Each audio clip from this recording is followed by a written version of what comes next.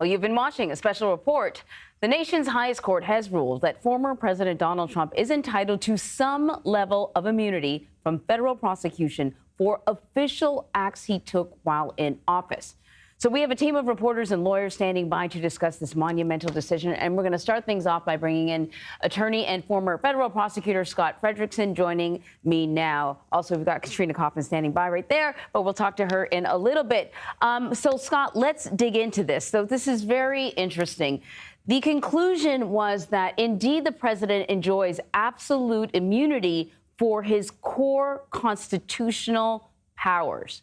There's a difference between official acts and unofficial acts. But in the gray, there may be some interpretation. What's your reaction to the your initial reaction to the ruling? Well, it's a ruling of historical constitutional impact. The Supreme Court has adopted a fairly bright line rule protecting the president's executive branch powers. So while the president does not enjoy absolute immunity, the court rejected the argument of the former president that he enjoys absolute immunity. The court does say the president is immune from official acts and goes on to say that includes acts at the outermost perimeter of his official duties, and that the prosecution of the government may not inquire into the motives of the president for that. Now, the court went on and essentially said this goes back to the district court. Judge Chutkan now has to make findings between what's official acts and what's private acts. What's interesting here is the court went on and said, look, the conversation between the president and the vice president about whether the vice president would certify the election, that's within the official acts of the president. So that's clearly out of the indictment. Then it turned to two other areas to give guidance to the district court. One is it indicated that the president's activities with regard to the private slate of electors, the fraudulent slate of electors, as they have been referred to, the bogus slate of electors, that may be a private act, may be an official act. That's one of the things the Judge Chutkan has to determine. Likewise, it said, look, the president enjoys power to speak to the people, but in the conversations about that the president had alleging that the election was stolen, that's also something that the Judge Chutkan has to make findings whether those activities falls within official acts or private acts. So this goes back to the district court for hearings. Now, let me add something else. I think what we're going to see a couple important things. One, Judge Chutkan is going to schedule hearings very quickly. Two, I think we'll see special prosecutor come up and trim down his indictment right off the bat. He's going to walk in the court and saying, look, I'm paring down my indictment. I'm taking out anything that might run afoul of this Supreme Court ruling. I'm only going to go with the charges that, in their view, are purely private, and then jump into the hearings that way in an attempt to move the hearings in a kind of fast-forward fashion. That said, it's hard to believe, and I think highly unlikely, any of the charges will go to trial before the election. Really? See, I was going to ask you that. And you know, I understand that when we look at sort of the counts that the president is facing and the things that he's being accused of, there is kind of an overlapping between the public and the private. And you know, one of the things that the court is going to have to determine is for each decision that he made, whether it's, you know, pursuing a legal challenge in a certain state or the fake elector scheme or talking to the vice president, was he operating as a private citizen in his own best interest? Was he operating as a candidate in his own best interest? Or was he operating in the best interest of the American people as the president? And there's a lot in between. There's a lot there. And you're putting your finger right on the problem that Judge Chutkan is going to have to address. So the Supreme Court took another step on that. Not only did it say, hey, look, the president is entitled to absolute immunity for official acts, but not for private acts. But it said the president is entitled to a presumption of immunity. And it's the government proof to rebut that. So that means it's not a question whether you or I, Judge Shutkin, thinks one way or the other way, official act versus private act. No, there's a presumption of immunity that applies. It's up to the government to prove during those hearings that those acts were purely private. If the government can't carry the day, then those charges are out and the president is entitled to immunity. Just a reminder, to the public, that a lot of times when the president was talking about legal action, he was consulting with his personal private attorneys. He was consulting with Rudy Giuliani or Eastman, and they were sort of giving him guidance. Scott, I want you to stand by for a bit because we've got CBS News campaign reporter and attorney Katrina Kaufman standing outside of the courtroom. This is one of the most consequential cases of the session. Let's talk a little. This was a 6-3 decision, and the dissent written by Sonia Sotomayor was scathing.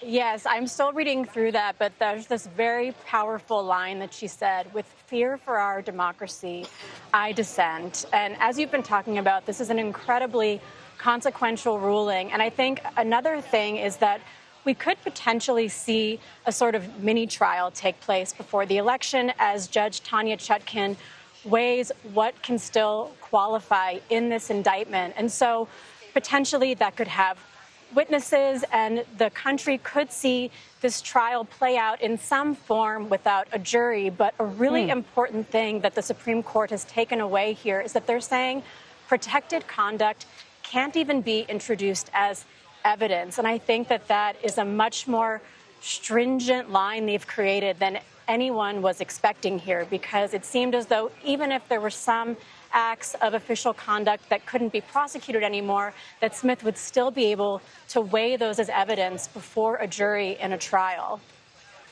So then, this begs the question about the timeline. I mean, we already knew that the timeline for this trial, or maybe no trial at all, was extended. The Supreme Court heard arguments in April, and there was all sorts of pressure to speed this process up. They chose instead to give us a decision on the last day, and it might very well be the last case on the last day of this session. The likelihood of any kind of decision, even whether or not it's to go to trial, happening before the election, I feel like it's getting slimmer and slimmer.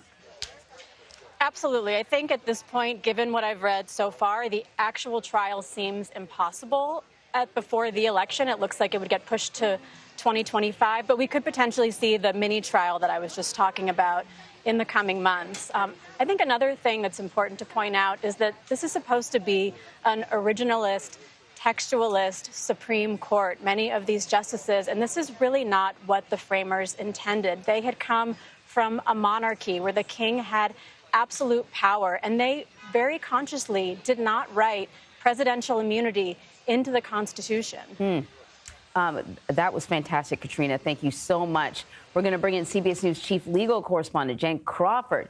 Jan, speed reader extraordinaire. The way you dig into this stuff is just—it's always. I'm always so impressed by you. And one of the things that you were sort of reading was the dissent. And it's quite powerful words. Can you talk a little bit about what Justice Sotomayor had to say? But also, I want to hear the counter argument from the Chief Justice. Yeah, I mean, I think Katrina just explained what the dissenting justices believe, that this is not in the Constitution, and that the framers were very worried that our president is not a king. And that is reflected in the dissent. That is not what the court believes. They believe that this is baked into Article 2 of the Constitution.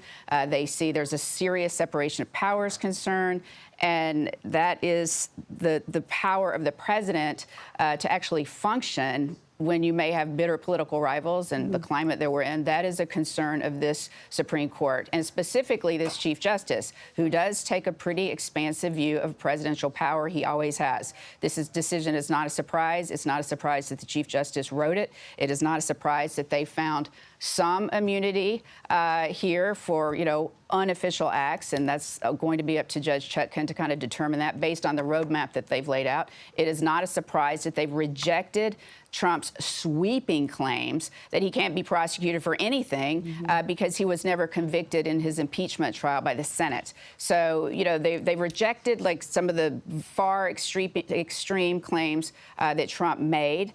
They have rejected the other side, where, as the dissenters had hoped they would do instead, they've rejected that there is absolutely no immunity whatsoever. And again, they've divined this kind of middle path, which we've been expecting based on those arguments. And, it's now going to go back to Chutkan. There is a roadmap. I absolutely agree with what Scott said earlier in your show when you were talking to him, that Jack Smith could well decide that he's going to retool this indictment, because Trump's lawyers did concede during the argument that there were a number of allegations in the indictment that were unofficial acts. So there is a prospect that he could retool that indictment and argue that we can resolve these matters pretty easily, and let's just go forward on this. That's up to whatever Jack Smith does. This will take some time. There will be a little gap. We've got a week or so before it's going to get back to Chutkan, and then I think we're going to see things heat up pretty quickly after that.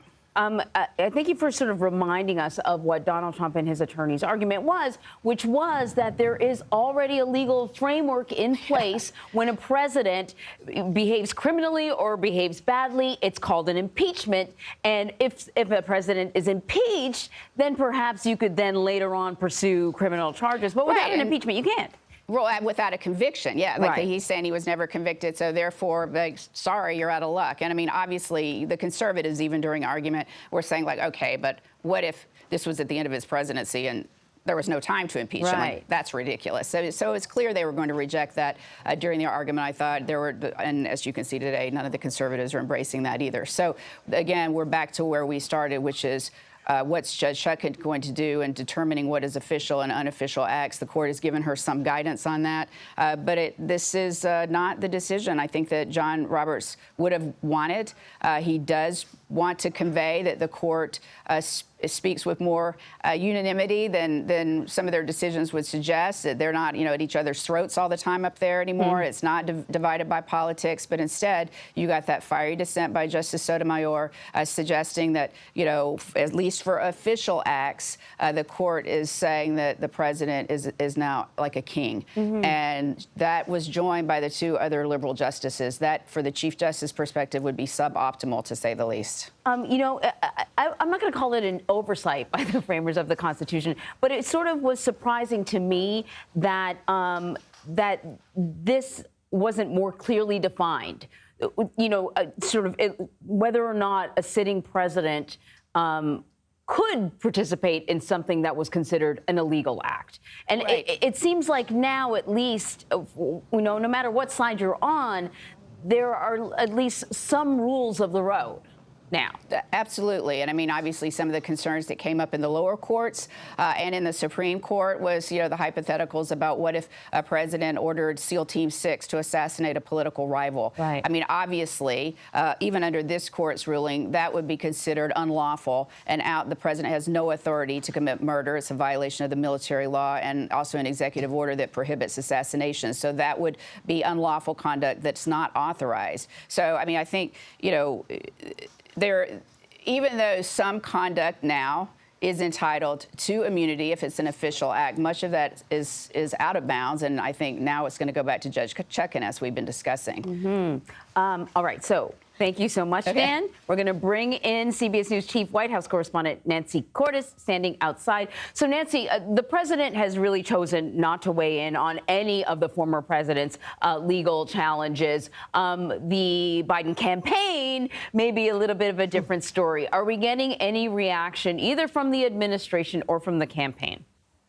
No reaction from the White House yet. I do anticipate we will get something from them as the day goes on, even though you're right, the president himself has tried to steer clear of talking too much about any of these cases. And on this case in particular, he's barely said anything at all. At one point, he was asked whether he thinks that any past president should have been immune for things that they did. And he said, I can't think of one. But that was about it. But we do have early reaction from the Biden-Harris campaign, a senior Biden campaign advisor saying that today's ruling doesn't change the facts. Let's be very clear about what happened on January 6th. Donald Trump snapped after he lost the 2020 election and encouraged a mob to overthrow the results of a free and fair election. So they want to bring this back to what this entire case was about in the first place, which was the January 6th insurrection and Donald Trump's actions leading up to it. We expect to get more as they kind of digest this ruling and what it means. But in the meantime, we are starting to get some reaction from other top Democrats, including Jamie Harrison, the chair of the DNC, who posted online. He quoted a snippet of that fiery dissent from Sotomayor saying, with fear for this democracy, I dissent. And then he added, simply frightening. May God have mercy on this nation. So that's the kind of language you're now hearing from Democrats who say that this ruling fundamentally changes the relationship between the president and the people he or she serves. Well, you know, I think we heard a post from the former president, Donald Trump, who's already sort of kind of couching this as a win for him. And you've given us a little bit of an indication as to how the campaign, and there you have the post right there from Truth Social, big win for our Constitution and democracy, proud to be an American. So you've given us an indication as to how the Biden campaign is couching this. So far, they haven't actually been successful when it comes to capitalizing, you might say, on some of the legal challenges that Donald Trump has faced. Or I don't know if they haven't been successful, but Donald Trump has certainly figured out a way to make it work for him. Here we are now where he's characterizing this as a win. How will the campaign, do we expect, use this to galvanize Democratic voters? I think we hear a little bit of what it's going to sound like. You know, I think that they're going to concede that this is a win for him, and they're going to make the case that this is all the more reason why Democrats need to support President Biden if they want the opportunity in the next 4 years to potentially name Supreme Court justices who are more middle of the road. We don't know if the next president will have that opportunity or not, but certainly it brings the issue back front and center for any Democrats who maybe had sort of become accustomed to some of these Supreme Court rulings, like the Roe v. Wade rollback that's now 2 years old. This is sort of fresh evidence for the Biden campaign that that democracy itself is on the ballot and that the Supreme Court is an issue. So they are hoping that it will fire up their base. Obviously, they would have loved for this trial of Donald Trump around January 6th to happen before Election Day, that they felt not only that it was something that voters deserve, but also obviously would have underscored the fact that he is facing legal scrutiny on so many fronts. Now, thanks to this ruling, what was a very slim chance has now all but evaporated. And yet it does still bring the issue back front and center, and I think the Biden campaign will do what it can to capitalize on that. In fact, they've just got a new ad out this morning in which Joe Biden hits Donald Trump for the things that he said about January 6th on debate night just a few nights ago. I'm sure people will be getting text messages and emails soon asking for money. That's how it works. They already are. They already are. I've already seen one request go out, and I'm sure there will be more to follow. Wow. All right. Thank you so much, Nancy. We're going to bring in CBS News legal contributor and professor at Loyola Law School, Jessica Levinson. Been waiting to pick your brain. Jessica, are you surprised at all by this ruling? I get to say I'm not surprised just because we got to talk about this case so much and we saw the filings and we were able to talk right after the oral arguments. And I think that while there are a few things that maybe I was a little bit surprised about, I'm not surprised that the Chief Justice wrote this opinion, that there was a finding that presidents are entitled to some immunity, and that immunity is based on when presidents take official acts. And I don't think it's a surprise that Justice Sotomayor wrote the dissent. I can screenshot my text from an hour ago to say, yes, I'm not surprised. We basically got it right, but that's only because the justices telegraphed what they were going to do in the oral arguments. And I do want to emphasize that, yes, while this is a huge decision, it's a matter of first impression, the court did have a bit of a roadmap based on civil cases filed against presidents. So go back all the way to President Nixon. And what the Supreme Court said decades ago is if you try and sue a president for monetary damages based on official acts, you can't. Because presidents are different, because they have different responsibilities. We don't want them to live in fear of frivolous suits. And you see that thread, I think, come today in the opinion where there's an acknowledgement that presidents can be subject to retribution. And we want presidents to be able to function without putting them completely outside of the accountability of the law. And I think that's what we see the majority trying to do today is figure out where is this line where there's protection versus where there's not protection. So in terms of the consequences, I see kind of two buckets, right? There are the consequences as it pertains to the trial that Donald Trump is facing right now for what he did in attempts to change the outcome of the 2020 election, and then consequences beyond that for future presidents. So let's start with the current case that the former president is facing. What sort of consequences do you foresee? So with respect to the case against the former president, the Supreme Court, and this is a place where I actually am surprised, they went into more detail about the portions of the indictment, the allegations, and whether or not those look like official conduct where there is presumptively there's immunity, or whether or not it looks like there's unofficial conduct where there is no immunity. And so the court went through things like pressuring the Department of Justice to try and overturn the outcome of the election, like pressuring the vice president to use his ceremonial power on the day of the certification of the Electoral College votes to throw that into chaos.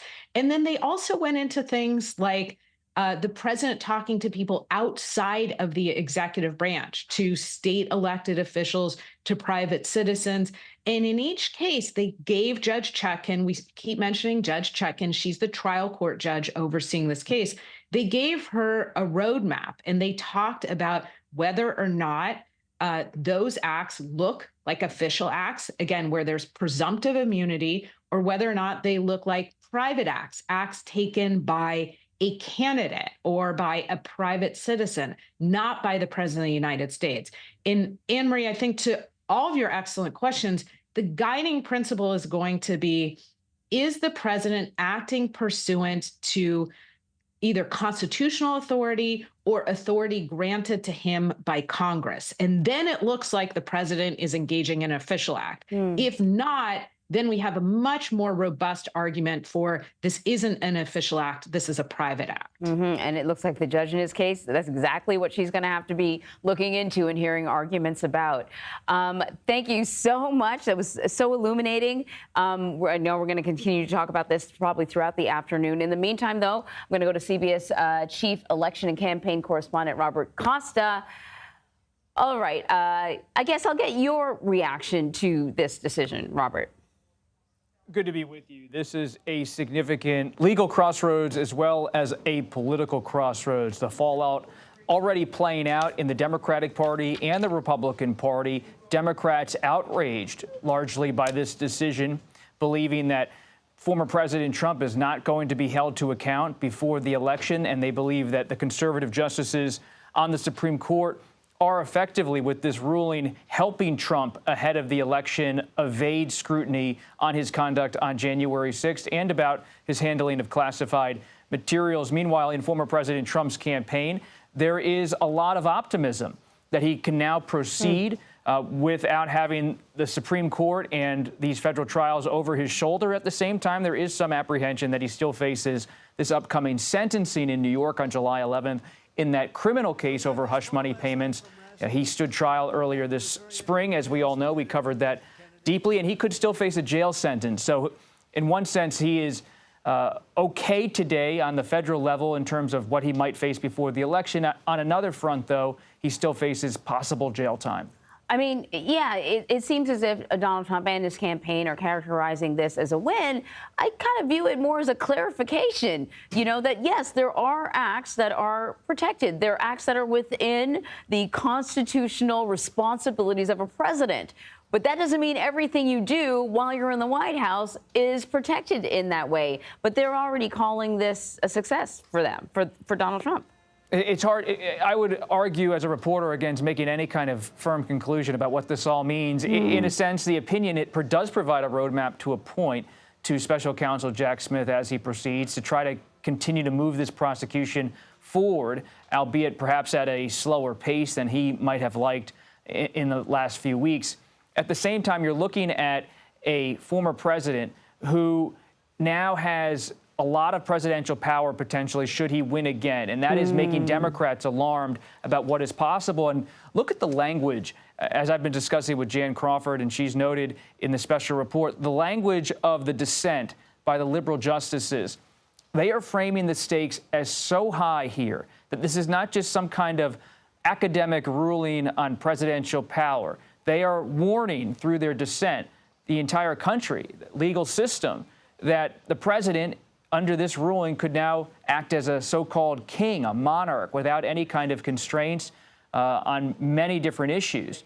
And this is something we haven't seen, this kind of charged language in a dissent for a long time. And this is matching what many Democrats and some independents and even Republicans feel, those like former Representative Liz Cheney, that Trump would be unbound if he won power again, that he would, on so many issues, push the line of presidential power and feel like he had the blessing of the Supreme Court at his side. Well, Robert Costa, there's still sort of a little bit of a ways to go. And we had talked a little bit about the special prosecutor perhaps amending some of the charges in order to fit within the confines of what the Supreme Court has concluded. Is there, I mean, can we say now that the prosecution of Donald Trump for his involvement in attempting to throw out the results of the 2020 election will continue or not? Or is there still a big question mark? There is a question mark, but we do know that Judge Tanya Chutkin in Washington, D.C., a federal judge, and Special Counsel Jack Smith are by no means going to abandon the possibility of a trial here. It's going to be slowed by the Supreme Court's ruling with different hearings and a process that's now put in place to evaluate what's possible under the law, under this ruling, in terms of presidential power and presidential acts. But I have not seen any sign, though there's been a no comment from Special Counsel Jack Smith. You can see there's no sign that they're somehow going to walk away from the potential of prosecution. I know Jan wants to jump in as well. Well, I just think, I mean, once again, that's an excellent point. I mean, I agree with everything Bob is saying. And I think when we think about the timing here, you know, there was some frustration that it took, you know, Merrick Garland so long to kind of get things going on this prosecution, because Jack Smith wanted this done by the election. Democrats wanted this done by the election. But if Trump doesn't win, Jack Smith can prosecute him after the election. I mean, he's still there is, you know, there's arguments that sitting presidents cannot be tried while they're in office. But there is nothing that would stop Jack Smith, if Biden wins in November, from trying Trump in January, where right now he's facing charges that, at least Smith will argue, carry up to a 20-year prison sentence. So, you know, the idea, I think, the court did expedite this case. Smith asked them if they were going to take that up, to please take it up and have a decision before the end of the term. He knew that was going to be the timeline. I think he was very, very aware that this is exactly how the court was going to rule after those arguments.